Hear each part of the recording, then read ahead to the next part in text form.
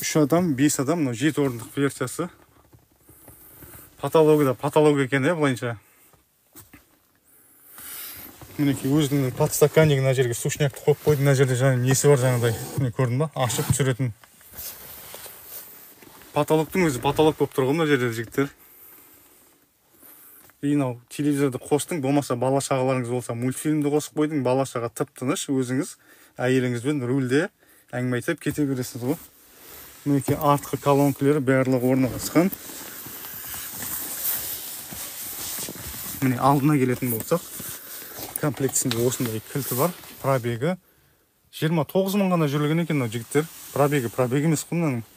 Kia Carnival ғой бізде. Мынау деген потолок болып тұр ғой былайынша, жігіттер. Машина қалай? Комментарий жазып отырсаңыздаршы. Болып тұр ғой. Қазір мынаның бағасын шығарайық осының. Мынаның баға кісіге арналып жасалған екен. Осындай хром титанкіде. Титанкінің состояниесі новый, пробегі 28 мың ғана жүрілген ғой. Машинаның состояниесі от екен былайынша жігіттер. Қазір осының бағасын шығарамыз. Асик, жаман машина айтпайсың. Жігіттер, осы машинаның бағасын білу үшін дәл осылайынан скринге түсіріп алыңыздар. Бізге жекеге шықсаңыздар, сол жақтан сіздерге осының толық бағасын шығарасыз. Мен қазір сіздерге примерно бағасын айтып кетейін. Қазір жігіттер